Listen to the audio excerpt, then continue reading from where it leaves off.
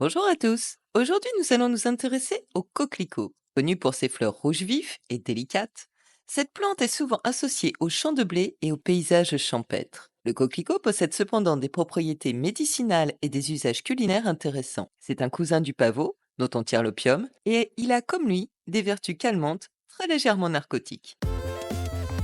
Le coquelicot, Papaver roeas, est une plante herbacée annuelle de la famille des Papaveracées. Cette fleur sauvage, originaire d'Europe, d'Asie occidentale et d'Afrique du Nord, est aujourd'hui largement naturalisée dans de nombreuses régions du monde. Reconnaissable à ses pétales rouges vifs et à son centre noir, le coquelicot pousse souvent dans les champs, le long des routes et dans d'autres zones ensoleillées. Les tiges du coquelicot sont fines, dressées et couvertes de poils raides. Elles peuvent atteindre une hauteur de 30 à 80 cm.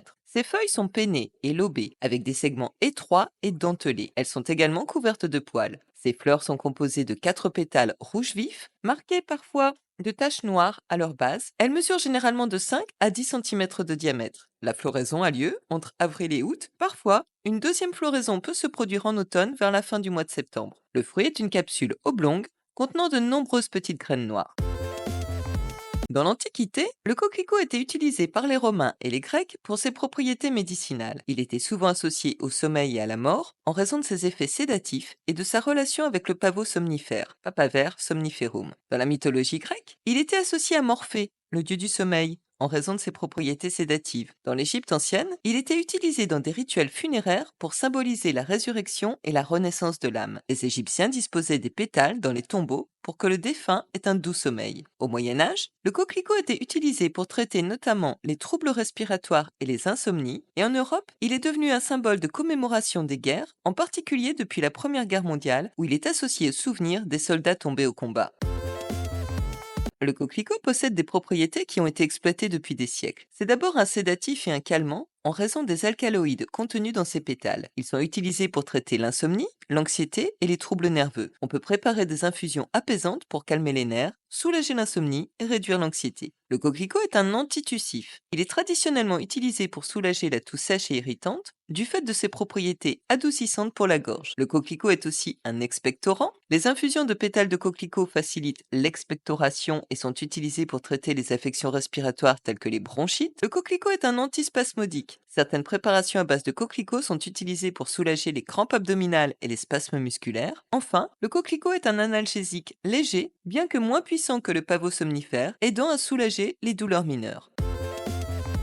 Le coquelicot est entièrement comestible, feuilles, fleurs et graines. Les pétales de coquelicot peuvent être utilisés pour colorer et parfumer les desserts, les salades et les sirops. Ils apportent une note florale délicate et une couleur vive. Avec les pétales, on peut aussi confectionner des sirops, des gelées, des confitures et des liqueurs. Les infusions de pétales de coquelicot donneront une boisson légère et aromatique que l'on pourra aussi utiliser pour teinter des aliments naturellement d'un subtil coloris rouge. Les jeunes feuilles peuvent être consommées crues ou cuites, comme des haricots verts. On peut également confectionner des capres avec les boutons floraux de coquelicot en les laissant macérer dans du vinaigre. Ils serviront de condiment dans les salades ou en accompagnement de viande. Les graines, enfin, peuvent être ajoutées au pain, aux pâtisseries et aux salades pour leur texture croquante et leur saveur douce.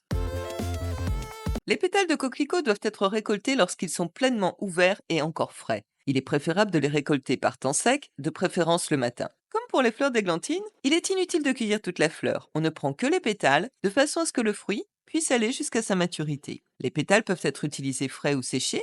Leur séchage est souvent difficile, même en les étalant sur une surface plane et lisse, dans un endroit sec, bien ventilé et à l'abri des rayons directs du soleil. Il faut les étaler en couches fines, sans qu'aucun pétale ne se touche. Ils prendront alors une teinte bordeaux. Les feuilles seront cueillies avant la floraison, car elles s'atrophient à mesure que les fleurs se développent. Les graines de coquelicot seront récoltées à partir des capsules mûres. Lorsque celles-ci commencent à se fendre, elles doivent impérativement être séchées avant d'être stockées, puis elles seront conservées dans un contenant hermétique, à l'abri de la lumière et de l'humidité.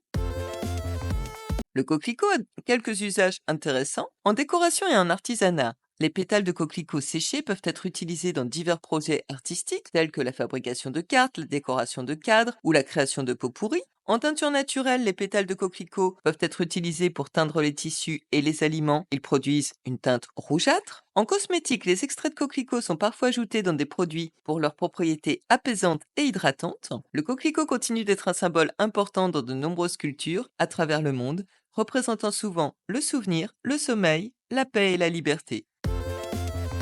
Bref, Le coquelicot est bien plus qu'une simple fleur sauvage. C'est un symbole chargé d'histoire, de culture et de signification. Se laissant doucement bercer par le vent, il est une invitation à la rêverie.